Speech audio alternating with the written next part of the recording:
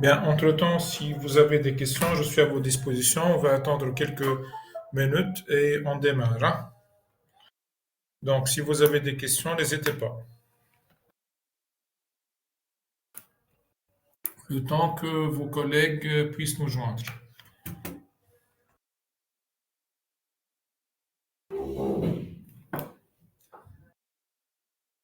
Est-ce que vous avez des questions?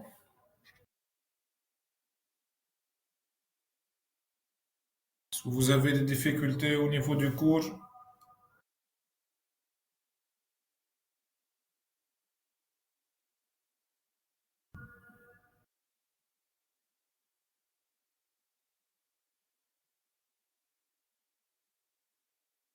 Pas de questions?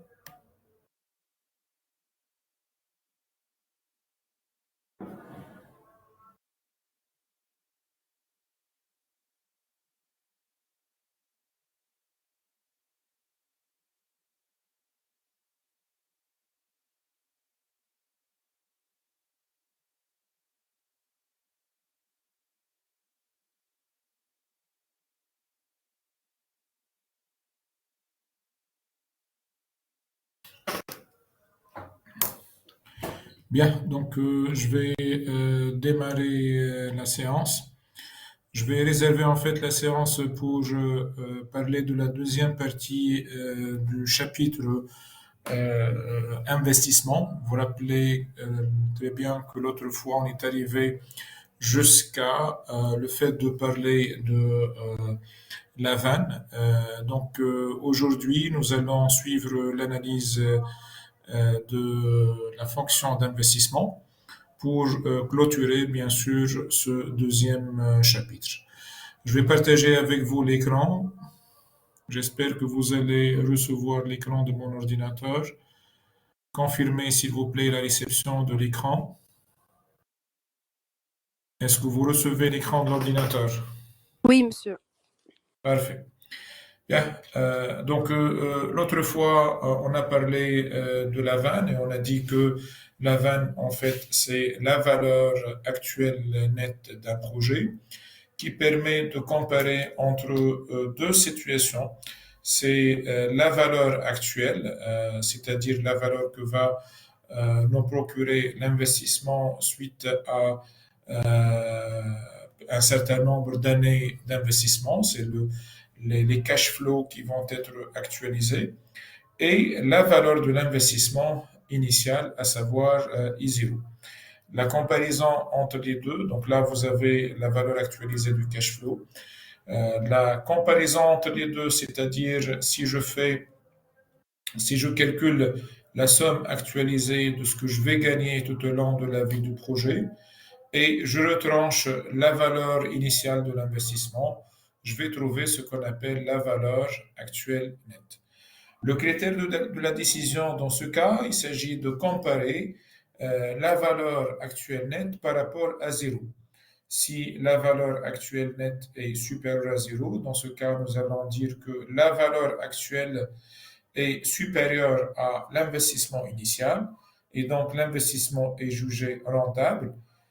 Sinon, si la valeur actuelle nette est inférieure à zéro, alors l'investissement est jugé non rentable, il sera donc rejeté. La dernière situation, c'est celle où on va la valeur actuelle nette qui est juste égale à zéro. Dans ce cas, l'entreprise est indifférente entre soit investir ou bien ne pas investir. Donc là, ce sont les trois situations possibles. Il n'y en a pas une autre. Ce sont les trois situations que vous pouvez bien sûr trouver au niveau de l'analyse de la rentabilité. Bien sûr, vous pouvez aider à tout moment. Si vous avez des questions, n'hésitez jamais à les poser. Nous allons parler du rendement interne, ce qu'on appelle TR, appelé aussi par Kay, comme étant l'efficacité marginale du capital. En fait, cette efficacité marginale de capital ou bien le taux de rendement est un taux que nous allons revoir surtout Et c'est le taux, en quelque sorte, du taux d'intérêt qui va annuler la vanne. C'est-à-dire à partir duquel, si on légalise à ρ, on va trouver que la vanne est égale à zéro. Autrement dit, c'est le taux d'intérêt pour lequel la valeur actuelle nette est au cours de l'investissement initial. C'est-à-dire que le projet, il est ni rentable, ni non rentable. Donc, l'idée, en fait, c'est quoi? C'est de calculer à chaque fois le taux de rendement annuel, c'est-à-dire le taux d'intérêt qui annule la vanne, puis de comparer le taux affiché par la banque avec le taux de rendement interne. Dans ce cas, on va trouver les situations suivantes. Donc là, vous avez bien sûr la formule de la vanne que vous connaissez. Donc c'est la somme des valeurs actuelles nettes des cash flows. Avec, on va maintenant calculer, on va remplacer R par roue. Pour déterminer le roux, il faut bien sûr égaliser ou bien déterminer la valeur du roux qui annule cette relation. Une fois qu'on a la valeur du roux, nous allons faire l'arbitrage suivant. Donc, nous allons en quelque sorte comparer le taux affiché par la banque, c'est-à-dire le taux d'intérêt, avec la valeur du taux de rendement interne. L'investissement est dit rentable lorsque le taux de rendement interne est supérieur au taux d'intérêt. C'est-à-dire, si la banque, par exemple, si je calcule un taux de rendement interne qui est égal à 7%, et je m'adresse à la banque, et la banque me dit que je vais vous donner un projet, je vais financer votre projet avec un taux d'intérêt R qui est égal à 6%, à ce moment-là, je vais dire que le projet sera rentable. Pourquoi? Parce que la somme actualisée des valeurs futures des cash flows serait supérieure à la valeur de l'investissement. Par contre, si la banque va me donner, par exemple, un taux d'intérêt R' qui est égal, par exemple, à 8%, dans ce cas, je vais dire que la valeur actualisée des cash flows serait inférieure à l'investissement et donc la vanne serait négative et le projet sera non rentable. Donc, la comparaison sera toujours par rapport au taux de rendement interne. Si le taux d'intérêt affiché par la banque est inférieur au taux de rendement interne, l'investissement est rentable et donc l'entreprise peut faire l'investissement. Dans le cas contraire, si le taux d'intérêt affiché par la banque est supérieur au taux de rendement interne, dans ce cas, on va dire que le projet n'est pas rentable parce que le cash flow actualisé serait inférieur à la valeur initiale de l'investissement. Dans le cas où ρ est égal au juste au taux d'intérêt, dans ce cas, l'entreprise ne peut pas prendre une décision, elle est indifférente entre investir ou bien ne pas investir parce que réellement, la valeur actuelle nette est juste égale à zéro. Donc ça, c'est en quelque sorte le complément du raisonnement de la vanne au niveau de notre cours d'investissement. Voilà. Donc, on va parler maintenant de la demande d'investissement chez les néoclassiques. Donc, pour les néoclassiques, en fait, ils vont déterminer l'investissement ou bien le niveau du capital ou bien le niveau de l'investissement en fonction du stock du capital optimum. C'est-à-dire, pour eux, le stock de capital optimum est déterminé à partir de la maximisation de la fonction de profit, donc à partir d'un certain niveau de travail qui va déterminer en quelque sorte le capital et donc qui va déterminer le niveau d'investissement. C'est-à-dire pour faire l'investissement, bien pour déterminer le niveau d'investissement, l'entreprise, selon les néoclassiques, doit déterminer le capital, le niveau de capital optimum. Ce niveau de capital optimum est dérivé par une logique de maximisation de profit, c'est-à-dire l'entreprise va maximiser son profit pour déterminer le stock de capital optimum. Donc, la logique est la suivante. Donc, si vous avez Donc, je vais changer la couleur du stylet. Donc, si vous avez, par exemple, le profit de l'entreprise, l'entreprise maximise le profit pour déterminer le stock de capital optimum. Donc, la détermination du stock de capital optimum dépend bien sûr de la fonction de profit. Cette fonction de profit dépend de quoi? Dépend du coût d'usage du capital. Donc, il faut définir qu'est-ce que le coût d'usage du capital d'une unité de capital. Et bien sûr, du taux de salaire, L. Parce que réellement, on a la fonction de profit dépend il y a une partie qui dépend du capital, une autre qui dépend du travail. Donc, si on détermine le coût d'usage du capital, à ce moment-là, on peut déterminer la fonction de profit, on la maximise, on détermine K étoile. Si on a K étoile, on peut déterminer le niveau d'investissement effectué par l'entreprise. Donc ça, c'est la logique néoclassique. Il ne s'agit pas en quelque sorte d'un calcul qui tient compte de la vanne ou bien du taux de rendement interne. On va essayer de voir ça de plus près. Donc, on va définir initialement le coût d'usage du capital. Qu'est-ce que ça veut dire, ce coût d'usage du capital? Donc, on va considérer que le prix des services rendus c'est le prix de services rendus par une unité de capital pendant une période donnée. C'est-à-dire, si vous avez, par exemple, une machine, c'est le loyer de location des services de la machine. Si vous avez loué une voiture, c'est ce que vous allez dépenser pour avoir les services de cette voiture. C'est ce qu'on appelle le coût d'usage d'une unité de capital. C'est un loyer implicite ou parfois aussi explicite d'une unité de capital. Il est implicite, pourquoi? Parce que parfois la machine est déjà à la propriété de l'entreprise. Mais le fait de l'utiliser, il y a un coût. Ce coût-là représente ce qu'on appelle le loyer implicite et donc c'est le coût d'usage de capital. Il est aussi explicite. Quand est-ce qu'il est explicite? Lorsque nous allons louer la machine ou bien lorsque nous allons louer la voiture parce qu'on n'a pas, on ne la détient pas ou bien c'est pas la propriété de l'entreprise. Donc, la question qui se pose, comment on peut calculer ce coût d'usage du capital?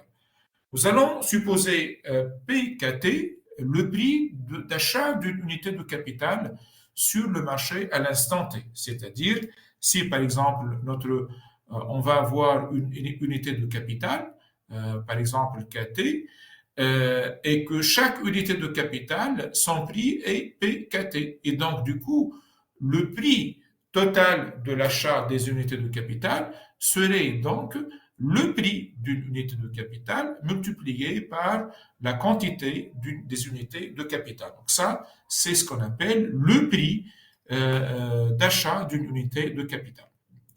Donc l'entreprise a le choix entre deux alternatives généralement, soit louer une unité de capital ou bien la vendre son unité de capital ou bien continuer à l'utiliser. Donc, la première possibilité, louer ou la vendre. Deuxième possibilité, continuer à l'utiliser. Bien sûr, tout ça dépend de quoi? Dépend du coût d'usage de cette unité de capital. Donc, conserver l'unité de capital comporte un triple coût. Ça veut dire quoi comporte un triple coût? Ça fait subir à l'entreprise plusieurs types de coûts. Premièrement, c'est que si l'entreprise va garder l'unité de capital, elle va perdre les intérêts qu'elle pourrait recevoir si elle vendrait son capital et placerait le produit de la vente à un taux d'intérêt. Et donc, si par exemple vous avez un certain nombre d'unités de capital qui sont égales à, par exemple, à KT, si vous allez les vendre, vous allez normalement recevoir le prix fois KT. Ce prix fois KT, si vous allez vendre ces unités de capital, vous allez perdre le taux d'intérêt. Parce que normalement, garder les unités de capital chez vous, vous n'allez pas placer le prix de ces unités de capital. Donc, vous allez subir un taux d'intérêt multiplié par le prix de KT, c'est-à-dire par unité de capital, vous allez perdre R fois P KT. Deuxième coût, l'entreprise va subir la dépréciation du capital ou bien ce qu'on appelle l'amortissement. Si on fixe le taux d'amortissement à un raison qui est égal à delta, je vais avoir le taux d'amortissement ou bien la perte que va subir l'entreprise est delta fois PKT. Et donc, troisième élément de coût, pendant cette même période, donc pendant que l'entreprise détient l'unité de capital, le prix d'acquisition de celle-ci peut se modifier, ou bien peut augmenter, ou bien peut baisser. Donc, s'il diminue, l'entreprise perd. Par contre, s'il augmente, l'entreprise gagne. Et donc, dans ce cas, on va avoir une variation du prix de capital. C'est la variation du prix de capital, c'est delta PKT, qu'on ne peut pas la juger, elle est positive ou bien elle est négative, bien sûr, en fonction de la comparaison du prix initial et du prix de la période suivante, ou bien du prix de la période de cessation. Et donc, du coup, le coût d'usage du capital serait égal à quoi? Serait égal au taux d'intérêt multiplié par KT, c'est-à-dire le coût que va subir l'entreprise, c'est un coût d'opportunité réellement, du placement des unités, de la valeur des unités de capital dans une banque, plus l'amortissement, moins delta KT. Donc, delta KT, pourquoi c'est avec un signe moins? Parce que ça reflète en fait une variation. La variation pourrait être positive, c'est-à-dire si le prix futur est super, ou bien le prix de vente est supérieur au prix d'achat. Et dans ce cas, on va avoir, ça ne serait pas un coût, mais ça serait du bénéfice. Et dans ce cas, ce qui justifie en fait la présence de ce signe moins. Donc, vous avez ici le coût d'usage du capital. Donc, on peut regrouper les termes avec PKT. Dans ce cas, on aura R plus delta fois PKT moins delta PKT. Si on divise les deux termes par PKT, nous allons trouver le coût d'usage réel du capital, qui est CT, qui est égal à le coût d'usage nominal du capital, divisé par le prix d'une unité de capital. Et donc, on aura le taux d'intérêt plus delta, moins delta PKT sur PKT, qui n'est autre que le taux d'inflation. Donc là, c'est le taux d'inflation réellement des unités de capital. Après avoir bien sûr déterminé le coût d'usage du capital, nous allons maintenant parler du stock de capital, du stock de capital optimal. Comment on le détermine? En fait, c'est très simple. La détermination de ce stock de capital dépend en fait de la fonction de profit. Il faut déterminer la fonction de profit de l'entreprise et de la maximiser sous la contrainte de la fonction de production QT. Donc, on aura la fonction de profit. Donc déjà, vous avez vu ça au niveau de votre cours de microéconomie. Vous avez déjà une vidéo qui traite de cette maximisation. Vous avez ici, ce n'est autre que la recette totale. Donc là, c'est la recette totale qui est prix fois la quantité. Bien sûr, QT est la fonction de production. Et vous avez ici W fois LT. Donc W fois LT, W c'est le taux de salaire. LT c'est le nombre d'unités de travail. CT c'est la fonction, ou bien le coût d'usage du capital. KT c'est le nombre d'unités de capital. Et donc tout ça n'est autre que le coût total. On a donc le profit, c'est recette totale moins coût total. Nous allons donc maximiser le profit sous la contrainte budgétaire.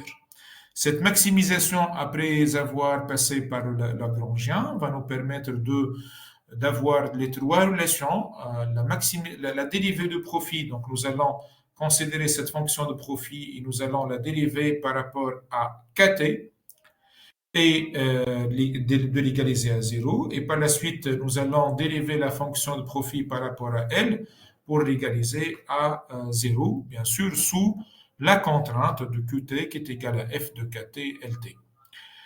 Donc, ces trois conditions nous permettent d'écrire que on a la productivité marginale du capital qui est égale à KT CT sur PKT et WT sur PKT est égal à productivité marginale du travail. On va essayer de démontrer ça rapidement. Donc, on va considérer notre fonction de profit, qui est bien sûr celle-ci. Si je vais la maximiser, plutôt si je vais la dériver le profit par rapport aux unités de capital et je l'égalise à 0, dans ce cas, je vais avoir la PT multipliée par la dérivée de la quantité par rapport à KT, moins, si je dérive WT fois LT par rapport à KT, ça va me donner 0 parce que réellement, je n'ai rien en termes de KT. Et si je passe à CT fois KT, si je la dérive par rapport à KT, je vais trouver que c'est égal à moins CT. Donc tout ça est égal à 0. Et donc du coup, je peux écrire que la dérivée de Qt par rapport à Kt est égale à Ct sur Pt. Or, on a vu au niveau de notre cours de microéconomie que la dérivée de la fonction de production par rapport au capital n'est autre que la productivité marginale du capital qui est égal à KT, qui est égal plutôt à CT divisé par PT. Donc, c'est comme si je vais avoir la productivité marginale du capital est juste égale au coût d'usage réel du capital. Pour la deuxième condition, nous allons dériver le profit par rapport au nombre d'unités de travail et nous allons égaliser ça à 0. Et donc, du coup, si je fais cette dérivée, je vais trouver que je vais dériver bien sûr cette relation.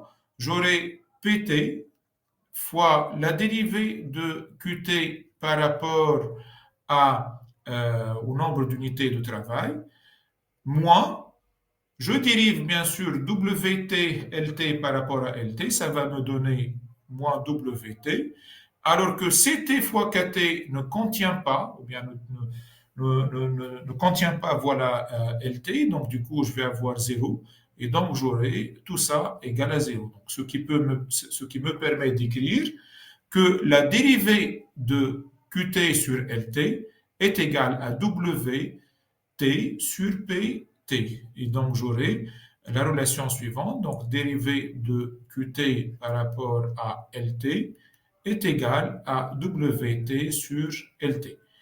Donc, on a vu au niveau de notre cours de microéconomie que la dérivée de la fonction de production par rapport à LT n'est autre que la productivité marginale du travail, qui est juste égale à WT sur LT. Donc, W, c'est le taux de salaire nominal. Si je divise, plutôt, si je le divise bien sûr par PT, hein, donc là, vous avez PT. Donc, si je divise par PT, je vais trouver que c'est égal au taux de salaire réel. Donc, la fonction de production, ou bien le niveau de capital, comment je peux le déterminer? Si je prends ces trois conditions, c'est-à-dire celle-ci, celle-là, et vous avez la fonction de production. Donc, vous avez trois fonctions avec deux inconnus qui sont le niveau de capital KT et le niveau de travail LT. Vous avez trois équations avec deux inconnus. Donc, vous pouvez facilement déterminer le capital K étoile T, qui est le niveau de capital optimum, et le niveau de travail d'équilibre de cette entreprise. Donc, voilà, c'est les procédures qui nous permettent, bien sûr, de déterminer le capital optimum de l'entreprise. Donc, une fois qu'on a le capital optimum, donc on peut déterminer facilement le niveau d'investissement. Pourquoi? Parce que normalement, le niveau d'investissement, donc IT, serait égal à quoi? Donc, le niveau d'investissement serait égal au niveau de capital optimum désiré, moins le niveau de capital initial de la période T. Par exemple, là, si j'ai T plus 1, donc là, je vais mettre T. C'est une différence entre le niveau de capital optimum que souhaite l'entreprise atteindre et le niveau de capital initial. La différence entre les deux permet de déterminer le niveau de capital, ou bien plutôt permet de déterminer le niveau d'investissement à faire par l'entreprise. Voilà, donc ça c'est pour les procédures de détermination du stock de capital et de l'investissement selon la théorie néoclassique ou bien selon l'analyse néoclassique. La fonction de production Qt qui est égale à 100K 0,5 L 0,5, on a PK égale à WL est égal à 1. Donc, on a notre fonction de profit, c'est recette totale moins coût total. Donc, recette totale, c'est PK fois Q, c'est-à-dire fois la fonction de production, fois PT, moins PK plus WL. Donc, PK, c'est P fois PT, PKT fois KT. Donc, tout ça, c'est le profit. Donc, on va maximiser le profit par rapport, bien sûr, en tenant compte de la fonction de production qui est égale à 100K 0,5 L 0,5. Donc, la maximisation de profit par rapport à cette fonction va nous permettre de dégager les trois conditions, à savoir la dérivée. Donc, on va avoir la dérivée de profit par rapport à KT égale à 0, la dérivée de profit par rapport à LT égale à 0, et la dérivée de profit par rapport à la fonction Q. Donc, plutôt la quantité de production Q qui est égale à 100 fois K05 L05. Donc, si je considère la première relation, si je dérive le profit par rapport à KT, je vais trouver que ça donne PK, donc cette relation, fois la dérivée de QT, de la dérivée de la fonction de production par rapport au capital, moins le coût d'usage du capital, c'est-à-dire CT, le tout égal à 0. Donc, pour la deuxième relation, si je dérive la fonction de profit par rapport à LT, j'aurai à ce moment-là, je dérive cette relation par rapport à L, j'aurai donc PK fois la dérivée de Q par rapport à L, moins WL, le tout égal à 0. Avec bien sûr la fonction de production qui est égale à 100K 0,5 fois L 0,5. Maintenant, pour résoudre cette relation, je dois déterminer la productivité marginale. Bien sûr, ça, c'est la productivité marginale du capital, et celle-ci, c'est la productivité marginale du travail. Je vais calculer la productivité marginale du capital, la dérivée de Q par rapport à K. Ça va mener quoi? Donc, je dérive cette relation par rapport à K. Je vais trouver donc 0,5 multiplié par 100 fois K exposant moins 0,5 fois L exposant 0,5. C'est comme si j'ai donc 0,5 fois 100, ça me donne 50. 50 fois K exposant moins 0,5, L 0,5. Pour la dérivée de Q par rapport à L, j'aurai aussi la même chose. Donc, je vais dériver par rapport à L. J'aurai 0,5 multiplié par 100 fois K à la puissance 0,5 fois L moins 0,5. Donc, j'aurai 50 fois K 0,5 L moins 0,5. Donc, si je tiens compte de ces deux relations, je vais trouver que, je vais l'écrire ici, je vais trouver que PK multiplié par 50K moins 0,5 fois L 0,5 est égal à CT.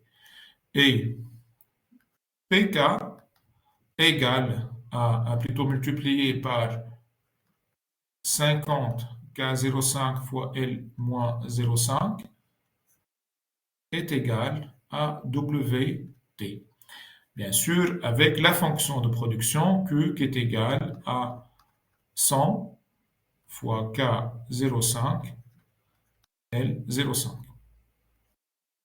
Donc, la question qui se pose, je dois déterminer K étoile et L étoile. Donc, pour les déterminer, je peux bien sûr passer par la relation suivante. Donc ici, déjà, je peux dire que je peux diviser par KT, plutôt par PK des deux côtés. Donc j'aurai 50 fois K moins 0,5 L0,5 qui est égal CT sur PKT. Nous allons la noter par petit c. Et de l'autre côté, on aura 50 fois K0,5 fois L moins 0,5 qui est égal à WT sur PK que je vais la noter par petit w. Donc je vais noter ici que petit c est égal à grand W sur PK et W égale à plutôt. Donc ici, vous avez le coût d'usage réel et là, vous avez le taux de salaire réel. Donc, au niveau de ces deux relations, je peux faire le rapport entre, donc ça c'est la relation A et ça c'est la relation B. Je peux faire A sur B. Donc, si je fais A sur B, qu'est-ce que je trouve? Je peux trouver que 50K moins 0,5 fois L0,5 divisé par 50K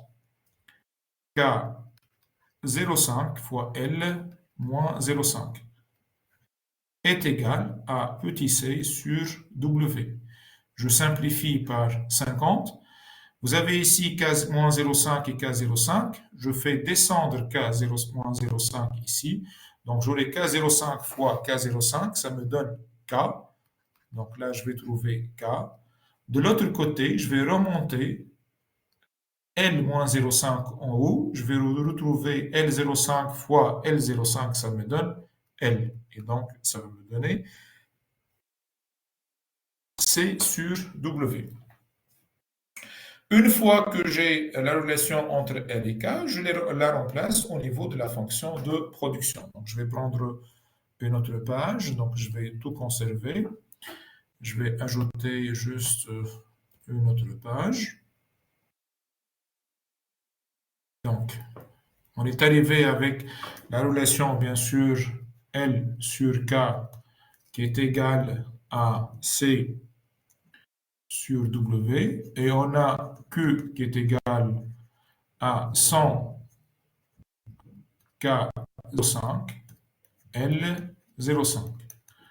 Donc, ceci me permet d'écrire que j'ai L qui est égal à K fois C sur W. Je remplace K au niveau de cette relation. Donc, j'ai Q qui est égal à 100 fois K qui n'est autre que plutôt 100 fois K 0,5 et je remplace R par sa valeur. J'aurai K 0,5 fois C sur W exposant 0,5. Vous avez ici K 0,5 et K 0,5. Ça me donne Q qui est égal à 100 fois K fois C sur W exposant 0,5. Et donc, G qui est égal à quoi? Qui est égal à Q sur 100 fois W sur C exposant 0,5. Donc ça, c'est le niveau de capital optimum qu'on souhaite déterminer. Bien sûr, on peut, si on a le niveau de capital, on peut déterminer le niveau de travail. Donc L égale K fois, donc voici la relation de L, elle est là. Donc, ça donne K étoile fois CW. K étoile n'est autre que Q sur 100 fois W sur C exposant 0,5 fois C sur W. Ça, c'est le niveau, bien sûr, de capital optimum. Si on a le niveau de capital optimum, qui est K étoile, on peut déterminer le niveau d'investissement qui est égal à K étoile moins K T moins 1. Donc KT moins KT moins 1. Bien sûr, ici, vous avez KT. Bien sûr, la théorie de l'accélérateur tient compte d'un certain nombre d'hypothèses. La première hypothèse est celle que les capacités de production sont pleinement utilisées. Ceci suppose donc qu'un accroissement de production va entraîner, pour satisfaire bien sûr un accroissement de la demande, va demander certainement une augmentation des unités de capital et donc nécessite plus d'investissement. Donc ça, c'est la première hypothèse qui va être par la suite, bien sûr, revisée si on passe à la théorie de l'accélérateur, non pas simple, mais avec retardement. Donc, pour l'hypothèse 2, on va supposer que le stock de produits finis est nul et donc il n'y a réellement pas de stock. Donc, la production doit s'adapter immédiatement à la demande générale. Et donc, toute variation de la production est retenue ou bien entraîne plutôt une augmentation de l'investissement et donc une variation de la demande. Donc, ça, c'est la deuxième hypothèse. Donc, la troisième hypothèse va supposer que le stock de capital désiré par l'entreprise que nous allons l'appeler K étoile T, est proportionnel au volume de la production Y. Et donc, on aura en fait qu'il y a une relation entre le capital désiré KT avec le niveau de production. Donc, on aura KT, le niveau de capital étoile est égal à une proportion alpha fois kt, avec alpha est un multiplicateur qui est compris entre 0 et 1. C'est le taux d'accélération. Donc, du coup, on aura, donc, en disposant du stock de capital kt, l'entreprise cherchera à ajuster ce stock de capital au niveau des de capital initial, et elle souhaite un niveau de capital K étoile T. L'entreprise va faire un investissement qui est juste égal à la différence entre K étoile T et KT à l'instant T. Et donc, du coup, cet ajustement donne naissance à deux types d'accélérateurs, l'accélérateur simple ou rigide et l'accélérateur flexible. Donc, le premier accélérateur que nous allons voir, c'est l'accélérateur simple. Donc, pour l'accélérateur simple, l'ajustement va se faire d'une manière instantanée, c'est-à-dire que le niveau de capital K étoile T est ajusté directement au même moment, c'est-à-dire à la même période, au niveau de la production ou bien au niveau de la demande. KT est égal à alpha YT, avec bien sûr, on respecte toujours les deux indices KT étoile qui est égal à alpha YT, quel que soit T avec alpha, bien sûr, c'est le coefficient d'accélération, ou bien ce qu'on appelle le coefficient du capital. Et donc, du coup, on aura l'investissement net serait égal à quoi? Serait égal à K étoile T de la période T plus 1 moins K étoile T, qui est égal à alpha yt. Donc, étant donné que ici, je remplace kt yt plus 1 par alpha kt plus 1, et donc j'aurai donc alpha yt plus 1. Pour le capital de la période t, j'aurai alpha yt. Et donc, du coup, vous avez ici yt plus 1 et yt.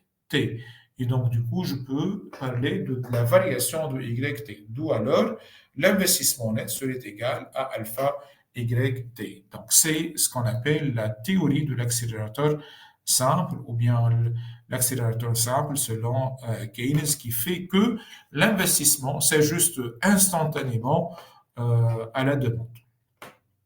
Donc, YT plus 1, comme j'ai dit, représente la demande anticipée à la période T, et YT, la demande existante à l'instant T. La relation indique que les entreprises ajustent leur capacité de production proportionnellement à l'accroissement, c'est-à-dire à la variation prévue de la demande. Si on prévoit une augmentation de la demande, l'entreprise prévoit donc une augmentation de sa production et donc elle prévoit un investissement supplémentaire. Maintenant, on va parler des critiques qui ont été adressées à la théorie ou bien à l'analyse de l'accélérateur simple. Ces critiques se basent sur le fait que le capital, ou bien plutôt le capital ne va pas s'ajuster d'une manière immédiate. C'est-à-dire, pour investir avoir du temps, il faut avoir suffisamment d'une période à une autre, réellement, ça ne va pas se faire d'une manière instantanée. Il y a certainement un retard au niveau de cet ajustement. En effet, la prise de décision de l'investissement, l'achat et l'installation du matériel nécessitent du temps, ce qui va se faire avec un agent. Et donc, du coup, on va parler maintenant de l'hypothèse de Koyek ou bien la formulation de Koyek du stock de capital qui va dire que le stock de capital est proportionnel à une moyenne pondérée des productions que l'importance accordée à chaque année décroît avec le temps. C'est-à-dire, c'est que aujourd'hui, si je vais prendre une décision aujourd'hui de l'investissement, elle va dépendre de quoi? Elle va dépendre de la demande de l'année dernière, mais elle va dépendre aussi de l'année de l'avant-dernière, c'est-à-dire, euh, par exemple, si je vais investir aujourd'hui pour l'année 2024, l'investissement va dépendre de la demande de l'année 2024, il va dépendre aussi de l'année 2023, il va dépendre de l'année 2022 jusqu'à l'année N-N. Ok. Le poids, il va donner plus de poids l'année 2024. Le poids de l'année 2023 devient 24, plus faible que celui de l'année 2022, jusqu'à ce que j'arrive à la dernière année où carrément il n'y aura pas de poids, ça va tendre vers zéro. Et donc, du coup, ça, c'est la formule qui a été avancée par Koye. Il va dire que le capital de l'année T va dépendre de la production de l'année T, de l'année T-1, de l'année T-2, de l'année T-N, des poids. Le poids, donc la production de l'année T, son poids est égal à 1. Celui de l'année T-1 est égal à lambda. Lambda, les prix de 0 carré. Donc lambda carré serait plus faible que lambda. Jusqu'à ce que j'arrive à lambda à la puissance n qui est plus faible que lambda et que 1. Et donc du coup, ce poids presque est égal à 0 si n tend vers l'infini. Et donc, si cette formule est vraie à l'ordre t, elle serait vraie aussi à l'ordre t. Et donc, le capital de l'année t1 dépend de quoi? Dépend de l'année t-1, dépend de l'action de l'année t-2, jusqu'à ce que j'aurai la production de l'année yt-n. Et donc, toujours avec des poids qui deviennent de plus en plus faibles si je m'éloigne dans le temps. Et l'investissement. Et donc, je vais avoir la relation entre, je cherche à avoir la relation entre kt moins lambda kt moins 1. Donc, ici, j'ai kt. Je vais multiplier kt par lambda pour faire apparaître lambda kt moins 1. Et donc, si je multiplie cette relation par la kt, qu'est-ce que je vais avoir? Je vais avoir toutes ces valeurs de yt jusqu'à yt moins 1 vont être multipliées par lambda. Et donc, j'aurai yt moins 1 multiplié par lambda, yt moins 1 moins 2 qui était déjà multiplié par lambda, je vais la multiplier encore par lambda, ça va me donner lambda carré. Lambda carré, ça va donner lambda au cube, jusqu'à ce que j'arrive à n-1 qui va me donner lambda n. Et donc, c'est comme si je vais avoir un décalage entre les différentes années. La soustraction entre les différents termes, c'est-à-dire cette relation, et la relation je peux faire très simple. J'aurai kt moins lambda kt moins 1 qui est égal à lambda alpha fois 1 moins lambda, donc je vais la mettre en facteur. De quoi? De yt. Donc là, je n'aurai pas de yt. Vous voyez, vous vérifiez bien qu'il n'y a pas de yt. Donc j'aurai yt et plus Lambda YT moins 1, moins lambda YT moins 1. Ça se simplifie. Par la suite, vous avez lambda carré, YT moins 2, lambda carré, YT moins 2. Le tout, ça se simplifie. Je ne vais trouver que KT, qui est moins lambda KT, qui est égal à alpha, 1 moins lambda. Donc, euh, donc, on est arrivé en fait à la relation KT moins lambda KT moins 1, que je peux l'écrire de cette façon. Donc, j'aurai K égale à alpha fois 1 moins lambda YT plus lambda KT moins 1. Bien, n'oublions pas l'investissement, c'est l'investissement net qui est égal à KT moins lambda KT moins 1. Donc, je vais faire la soustraction de KT moins 1. Et donc, à partir de cette relation, si j'écris ici, donc l'investissement net serait égal à quoi? Serait égal à KT moins KT moins 1, qui est égal, qui est égal à alpha fois 1 moins lambda fois YT, plus lambda KT moins 1, et je vais retrancher encore KT moins 1. Donc, pourquoi je retranche KT moins 1? C'est celle-ci. Donc, j'aurai en fait l'investissement net serait égal à quoi? Serait égal à alpha 1 moins lambda fois YT plus lambda KT moins KT moins 1. Donc, c'est comme si je vais mettre moins fois quoi? Fois 1 moins lambda KT moins 1. Donc, je vais retrouver en quelque sorte la relation. Donc, je vais l'écrire encore plus avec plus de clarté.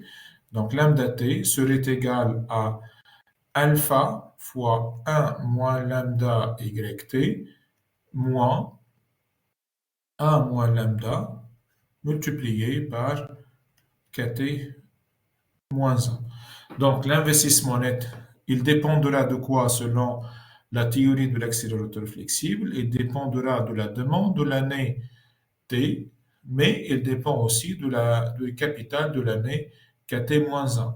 Le capital KT-1 dépend aussi de l'investissement, plutôt dépend de la demande antérieure et ainsi de suite. Donc ça, c'est la démonstration de la théorie ou bien la démonstration de la formule de Koyek pour la détermination de l'investissement net. Voilà, c'était l'objet de cette séance. Si vous avez des questions, n'hésitez jamais à les poser, bien sûr. Donc, je vous remercie pour votre attention.